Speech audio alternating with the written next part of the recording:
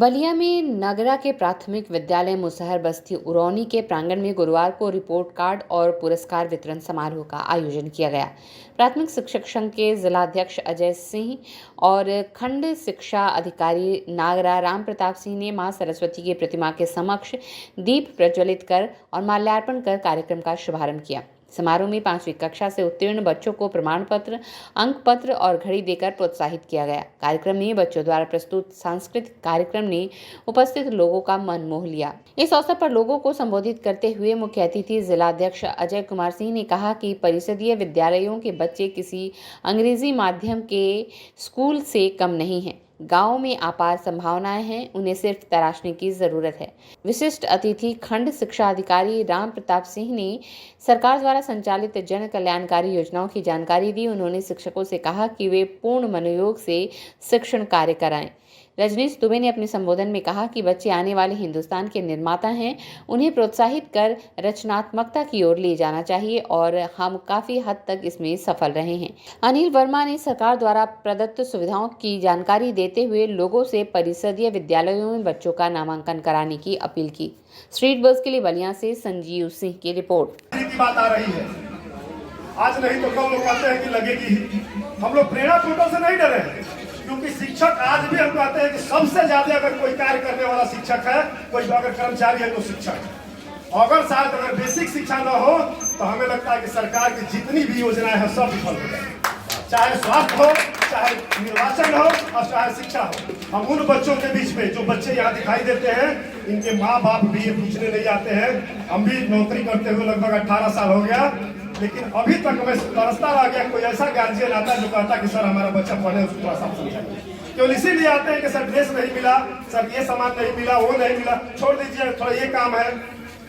लेकिन उस परिवेश में भी हमारे शिक्षक अगर विद्यालयों को इस तरह से सुसज्जित किए हैं तो काबिल तारीफ है।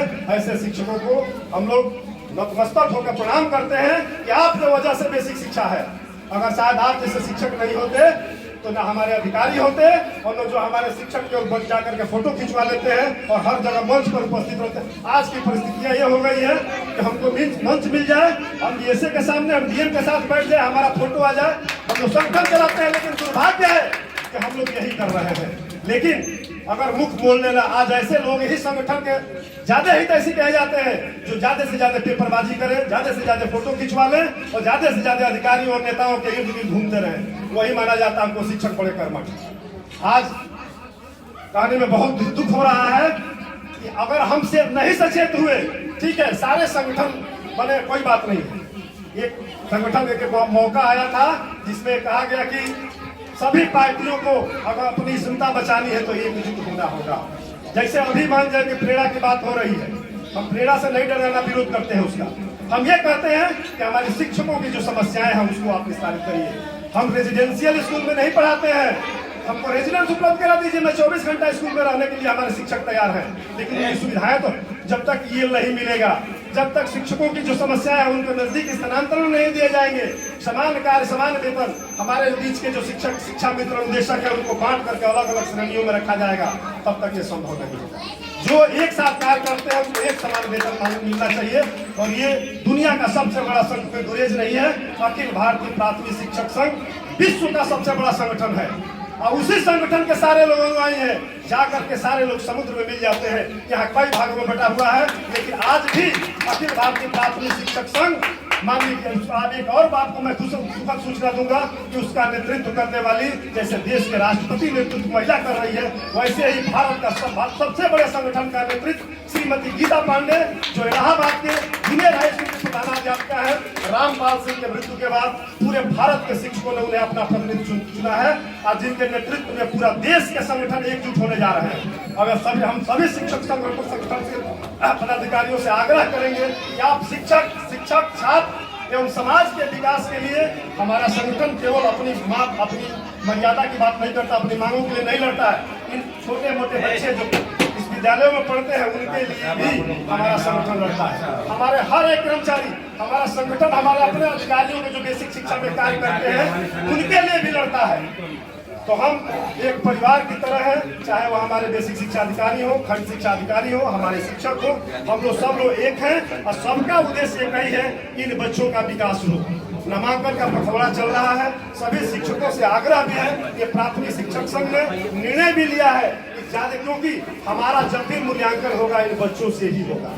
तो हमें के लिए तो बिल्डिंग व्यवस्था, निर्वाचन, नामांकन, बहुत सारे कार्य होते हैं, लेकिन जब आपका मूल्यांकन किया जाएगा कोई बाहरी एजेंसी करेगी तो यहाँ का परिवेश कैसा है, यहाँ के बच्चे कैसे हैं, उसी पर आपका मूल्यांकन होगा और उसी पर आपका सारा जो है कैरेक्टर रोल लिखा जाएगा। तो हम पहले अपने बच्चों पर ध्यान दें। जब अपने बच्चों पर हम ध्यान देंगे, विद्यालयों का परिवेश अच्छा करेंगे, समाज से जुड़ेंगे। दुर्भाग्य है कि हम बच्चों के बीच रहते हैं और सबसे ज्यादा गरीब परिवार के बच्चे हैं, वही वोट का साधन है।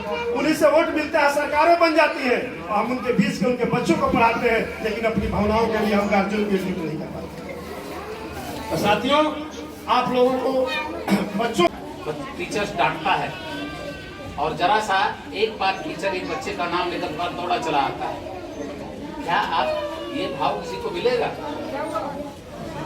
आप व्यक्तिगत काम के लिए जरा सा टोक देते कह देते हो, बच्चा पूरी ताकत लगा देता है कि हम कैसे हम ये काम करेंगे। एक को बुलाते हो, 4 बच्चे दौड़े चले आते। ये भाव आपको जो प्रेम इसमें यहाँ पर इन बच्चों से मिल जाएगा, वो जो बड़े बड़े स्कूलों में देखते हो वहाँ तो छोटी छोटी बात के लिए लोग गार्जियन लड़ने चले आते हैं, ऐसा कैसे हो रहा है? तो ऐसा नहीं है। निश्चित रूप से ये आपको सौभाग्यशाली हैं, हम सभी सौभाग्यशाली हैं, लेकिन अब वंचित वर्ग के बच्चों को, गरीब परिवार के बच्चों की सेवा का हमें अवसर मिला है। हमें अपने मन के भावों को जगाना होगा। और मैं और 2 लाइनें कहता हूँ, बच्चों के चेहरे पर जो मुस्कान लाना, ये हम सबका उद्देश्य है। किसी शायर ने कहा है, दुनिया में गम बहुत है, कहीं और क्यों जाया जाए, घर की बिखरी हुई चीजों को सजाया जाए, मस्जिद है दूर चलो कुछ यूं कर लें, किसी रोते हुए बच्चे को हंसाया जाए, किसी रोते हुए बच्चे को। इन बच्चों को अगर हंसाने की क्षमता है तो आप लोगों में है। मैं ऐसे सभी लोगों को नमन करता हूँ। और निश्चित रूप से इन सब कार्यक्रमों का उद्देश्य होता है कि समाज के लोग भी जगह जुड़ें और बाकी टीचर्स इनसे प्रेरित। जो भी बात हो रही थी विद्यालय अवधि की, निश्चित रूप से विद्यालय अवधि में हो सकता है ये कार्यक्रम अगर ये 2 बजे के बाद करते तो सारे टीचर्स के लिए कोई लिमिट नहीं थी, कोई आ सकता था और बाकी लोग देखकर भी प्रेरित होते कि हमें ऐसा अवसर मिल रहा है। लेकिन स्कूल समय में बहुत सारी दिक्कत है, बहुत सारे टास्क फोर्स के मेंबर्स हैं, कोई स्कूल में पहुंच जाता है, एक प्रॉब्लम हो जाती है तो जानते हैं कितना चक्कर काटना पड़ता है। तो लेकिन अगर यही चीज कल हम लोग एक कार्यक्रम में थे, 2 बजे के बाद रखा गया था, पूरे न्याय पंचायत के सारे टीचर, एक अच्छा अवसर है। और बाकी टीचर्स भी चाहते हैं कि हम ऐसा करें, अगर वो करें तो संभव है कि उससे बहुत सारे लोगों को जुड़ने का, समाज के लोगों के बीच में, और समय की कोई सीमा नहीं। अब आप इतने देर तक चलिए, 4 बजे तक चलाइए, 6 बजे तक, 10 बजे तक, मैं बैठने तैयार हूँ, कोई दिक्कत नहीं। लेकिन स्कूल समय में तो बहुत दिक्कत, बहुत सारी दिक्कतें, सबका मन करना हो कोई स्कूल में पहुँच ना जाए, भाई ऐसी दिक्कत ना हो जाए। तो चीज़ें ऐसे भी है, time and tuition study allow भी नहीं करता। हम सब जानते हैं कि हम संकुल मीटिंग भी 3 बजे से करने के लिए मजबूर हैं। हम लोग बहुत बार मांग कर चुके, आप लोग भी करते होंगे।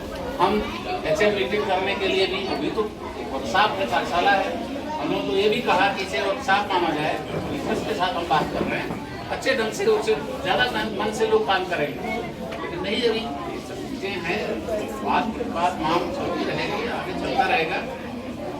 हम लोग 3 भावना से अपनी बातों को लेकर, असली उद्देश्य संसद का है इन बच्चों को गुणवत्तापूर्ण शिक्षा देना, और उसके लिए हम सबको अपना प्रयास करना होगा और अपनी सर्वश्रेष्ठ, अपनी पूरी क्षमता से प्रयास करें कि हम नहीं जानते कि क्या होगा, हम क्या कर सकते हैं।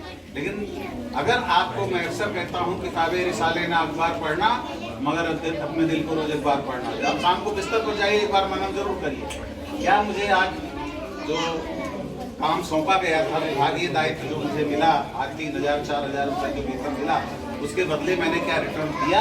यदि आपकी आत्मा कहती हाँ हमने अच्छा किया, दैट्स गुड, आपको बहुत अच्छी नींद आई। और यदि लगता है ऐसा नहीं हुआ तो एक बार मंथन करिए, ईश्वर ऐसी क्षमता देगी कल मैं अपनी क्षमता का प्रयोग करते हुए अपने दायित्वों का आज की भी क्षतिपूर्ति कर सकूं। निश्चित रूप से अगर 10 दिन आप ऐसा करते हो तो आपके